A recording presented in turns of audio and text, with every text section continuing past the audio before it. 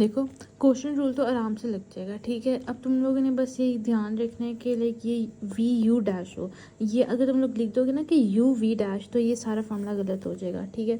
तो v u dash minus u v dash over v square, ठीक है। और u is equal to sine t और ये वगैरह हो जाएगा। फिर तुम लोगों ने डायरेक्ट ये इस वाली इक्वेशन में पुट करनी है वैल्यूज़, ठीक है। और पी डैश आ जाएगा, वही आंसर होगा, ठीक है। और हाँ, जो साइन और कॉस इस तरह के जो भी होंगे ना वो हमें उसमें दिए होंगे, नहीं हाँ दिए होंगे उसमें, जो भी वो जो होता है शीट जो भी होगी, ठीक है, फॉर्मूला शीट, ठीक है। तो मगर ये याद रखना कि साइन टी का जो डिफरेंशियल होता है, अगर ये ना जाए, साइन टी का डिफरेंशियल होता है वो कॉस टी होता है, और कॉस टी का डिफरेंशियल माइनस साइन टी होता है, ठीक है। उसके बाद प्रोडक्ट रूल का ये मैंने क्वेश्चन एक किया हुआ है, ठीक है।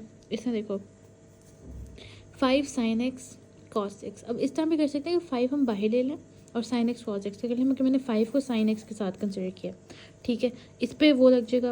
अब प्रॉब्लम सेट का क्या आता है, प्रोडक्ट रूल क्या आता है, u v dash plus v u dash, ठीक है। ये इसमें नहीं कोई मसला होता, अगर आप यू वी डैश कर लो पहले या वी यू डैश कर लो, इसका बस प्लस होता है, उसका माइनस होता है, ये ध्यान रखना। और मतलब क्वेश्चन रूल का रिस्ट्रिक्शन होती है कि आपने पहले u को ही डेरिवेट करना है, मतलब v u dash minus u v dash v square. मगर प्रोडक्ट रूल में आप कुछ भी कर सकते हो, ठीक है।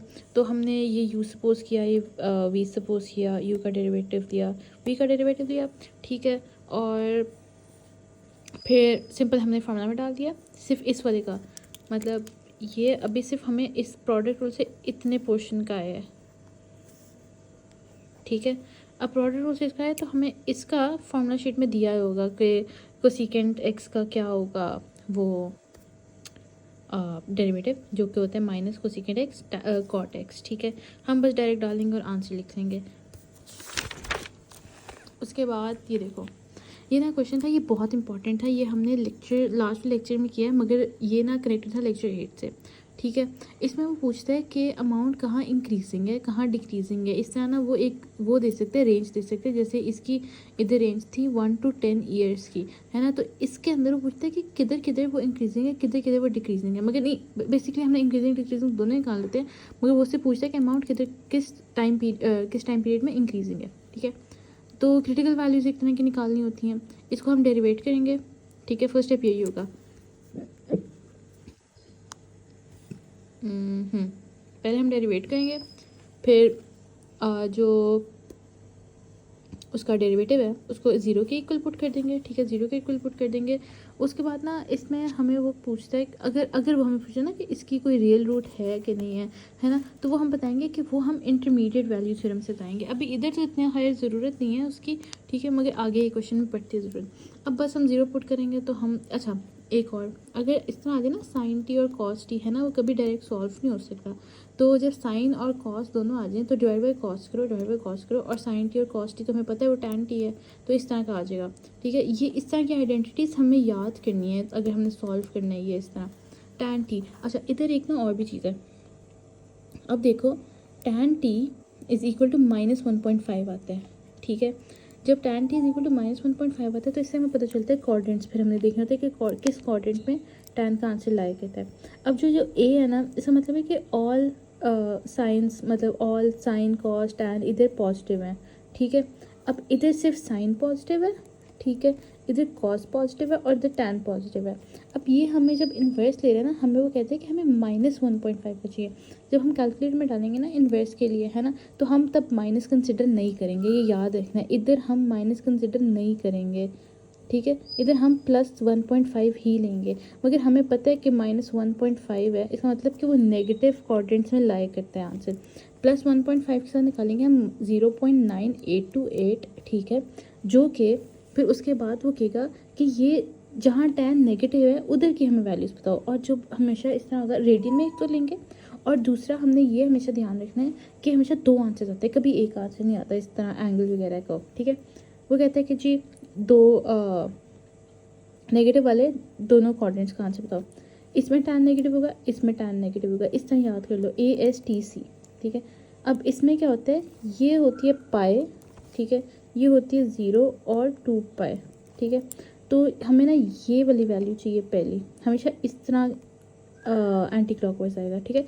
तो इतनी हमें वैल्यू चाहिए, तो क्या होगा, ये है पाई माइनस इतना सा जो है ना वो है 0.9828, तो पाई माइनस 0.9828, इस तरह ये हमेशा याद रखना है। इधर आएगा पाई माइनस जो भी वैल्यू आएगी, फॉर एग्जांपल उसको x सपोज कर लेते हैं, इधर पाई प्लस एक्स, इधर 2 पाई माइनस एक्स और इधर सिंपल एक्स, ये हमेशा याद रखना है, ठीक है।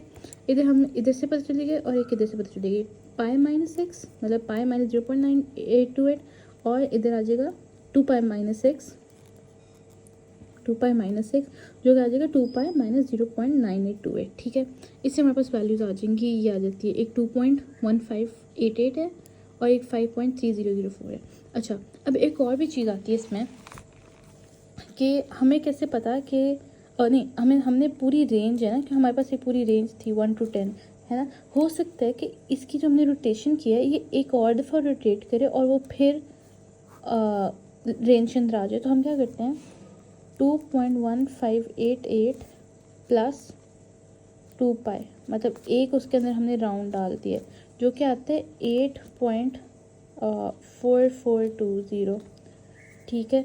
इससे ना हमें एक और पता चलता है कि ये तीन वैल्यूज़, ये भी वैल्यू अगर हम 2 पाई एक और राउंड इसके अंदर ऐड करते हैं तो वो रेंज के अंदर आता है। अब इसका हम 5.3004 प्लस 2 पाई, तो ये कुछ करके आता है 11.30, ठीक है। ये इस रेंज में नहीं आता तो ये कैंसिल हो जाएगा, ये टिक हो जाएगा। हमने ये भी चेक करके देखना है कि प्लस 2 पाई के साथ क्या वैल्यूज़ आती हैं, ठीक है। अब हम 0 to 10 ले रहे हैं तो 0 to 10 की ना एक हम स्केल बना लेंगे, ठीक है। और हमारा जो पहला था जहाँ उसका वो हुआ था बिग मैक्सिमम क्रिटिकल पॉइंट्स थे वो थे 2.1588, ठीक है। 2.1588 पे हमने एक लाइन लगा दी, फिर 5.0333 उस पर एक लाइन लगा दी और इसमें पता चला था 8.4420, तो हमने दे बना ली। अब हम क्या करेंगे कि 0 और 2.1588 के दरमियान कोई वैल्यू हम लेंगे और हम जो हमने डेरिवेटिव वाली इक्वेशन थी ना, ये वाली एक 1 वाली इक्वेशन थी, इसके अंदर डाल देंगे, ठीक है। जैसे 0 और 2.1588 के दरमियान आता है 1 है ना, तो सबसे इजी वैल्यू इस तरह की कंसिडर करेंगे 1, तो हम क्या करेंगे 1 डाल देंगे इस वाली इक्वेशन में और हम वैल्यू निकालेंगे। अगर नेगेटिव में आ रहा है तो इसका मतलब पी टी स्मॉलर देन 0, इसका मतलब ये डिक्रीजिंग है, इसके ऊपर हम डी लिख देते हैं, ठीक है। अब इधर जब वैल्यू बड़ी आ रही है तो इसका मतलब इंक्रीजिंग है, इधर फिर वैल्यू 0 नीचे कम आ रही है 0, तो फिर ये डिक्रीजिंग है और ये इंक्रीजिंग है।